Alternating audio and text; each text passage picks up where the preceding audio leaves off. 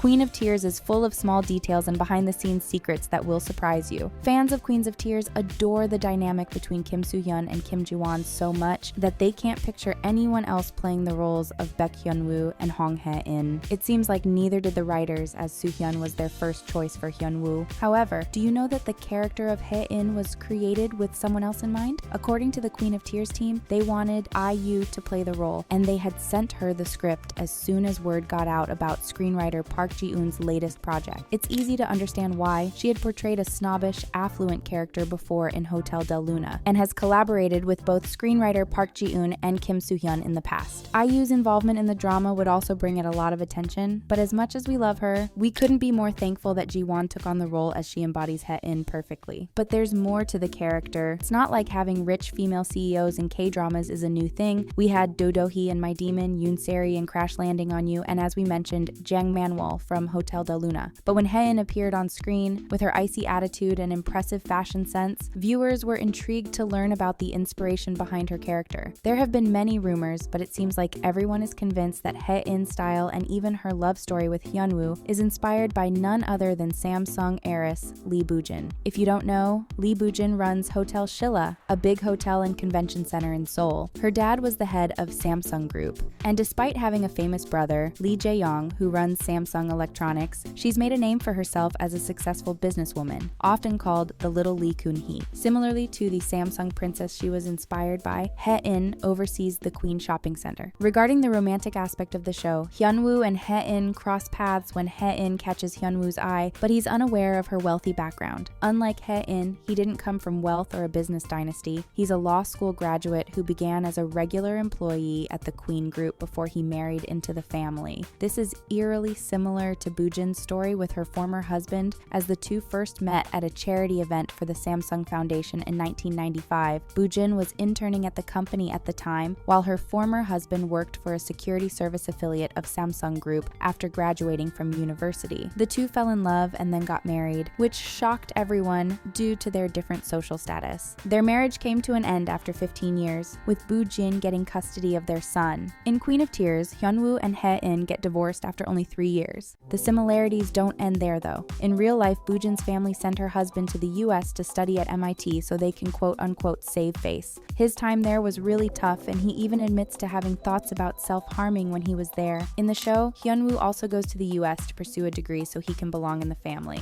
At some point, he admits that he would rather be physically hurt than make his in-laws know that he wants to divorce their daughter. It's always interesting when screenwriters and creators of dramas draw inspiration from real life and add their own twists and colors to the story. Another interesting aspect of Ji-won's character is her clothes. Of course, throughout the course of the show, she has shown to be quite the fashion icon, wearing expensive and trendy outfits. Even her clothes are part of the storytelling, showing how much attention the creators pay to detail for anyone watching closely. During a press conference, Ji-won and the director of the show shared that Hae-in uses her outfits to express her personality and emotions, as her clothing choices reflect how she's feeling. For example, she wears bold outfits during tense moments and goes for casual attire when she's happy. This use of fashion adds depth to her character and showcases the creativity of the production team. Even the outfits are similar to what Boo-jin wears in real life. She wears very subtle outfits with plain and neutral colors, more or less the same as what Hae-in wears in the show. But the former Samsung couple isn't the only pair that the show references. If you're a K-drama fan, you have probably seen pictures of Hyun-bin and Sun Ye-jin's beautiful wedding. The flower arches, the radiating couple, Hyun-bin's elegant tux, and Ye-jin's gorgeous off-shoulder white dress. Sounds familiar? Yes, Hae-in and Hyun-woo's wedding was closely inspired by that of Hyun-bin and Ye-jin. It's understandable that the two actors had some connection to the drama, given the tight-knit relationships among everyone involved. Soo-hyun made a brief appearance in Crash Landing on You because of his friendship with writer Park Ji-eun, so there were hopes that Hyun-bin and Ye-jin might also cameo in Queen of Tears. While this couldn't happen, the creators still took the chance to reference the wedding between the two actors and even mention it in one of the lines. At some point, Kim Yang-ki says, "You know how actors fall in love for real while filming romantic scenes together, like Hyun-bin and Sun Ye-jin. We're really hoping that we get to see the two appear in the drama at some point. They really are the standard for romance in fiction and reality." Speaking of the wedding, let's talk about the rings that the couple wear in the show, which also hold a behind-the-scenes secret. Even though the whole point of the show is the pair dealing with the end of their relationship and then rebuilding it, they still wear their wedding rings all the time. time, even if they're angry at each other or fighting. You will often notice the rings standing out in key moments, grabbing your eye whenever the character's hands are in focus. And these are not ordinary rings either. The creators picked the Serpenti jewelry line from Bulgari for the wedding bands, which represent everlasting life, wisdom, and charm. Not only do they give a message regarding the character's relationship, but they also show just how sophisticated and wealthy the family is, for them to be donning rings as expensive as theirs. When it comes to special appearances in the show, the producers offered us a lot of reunions between actors and actresses who have worked together in other dramas. Kwak Dong-yeon, who plays the role Hong Soo-chol, worked with Ji-won in Fight for My Way, as he portrayed her cheating ex-boyfriend. Dong-yeon also appeared briefly in Soo-hyun's hit K-drama It's Okay to Not Be Okay, where he played Kwon Gi-do in a few episodes. Oh Jung-se, who played Soo-hyun's on-screen brother in the drama, also made a cameo in Queen of Tears as Hyun-woo's psychiatrist in the first episode. Other cameos include Ko Kyupil and Lim Chol-soo, who also appeared on Crash Landing on You, Lee Ji-hye, who worked with Ji-won in My Liberation Notes, and So Ye-hwa, who appeared in Not Others with Park Sung-hoon. The casting producers better get a raise, because who thought we would see all these actors in a drama together once again? Suzy also made an indirect appearance in the drama, as she was sort of present on the set through her famous flirty smile. In the 4th episode of the drama, Hyun-woo buys a pair of shoes for his wife Haein and flashes a smile with his front teeth in an attempt to flirt with her. While the smile may seem weird, fans recognized it to be Suzy's front teeth flirting method. The smile became a hot topic on entertainment shows, and considering Soo-hyun and Suzy's past collaborations in the drama Dream High and Soo-hyun's movie Real, we wouldn't be surprised if the latter worked the smile into the script to tease his friend. In addition to a pretty good plot, both Ji-won and Soo-hyun, as well as everyone else in the cast, have shown good acting skills and dedication to offering the audience the best of the best. For example, Ji-won has revealed that she hasn't eaten Chinese food in a year to prepare for her role as Hae-in. Since her character has a good fashion sense and is rich enough to be wearing different outfits in almost every scene, she had to follow a strict diet, which included avoiding heavy meals, including her favorite, Chinese food. However, she had something to look forward to as soon as the camera stopped rolling, as she said, "I promised myself I would eat it after finishing the filming, so I bought some Sichuan black bean noodles 2 months ago, but then I got lined up with promotional schedules." Soo-hyun didn't have to follow any diets, not as far as we know, but he still gave a solid performance as Hyun-woo.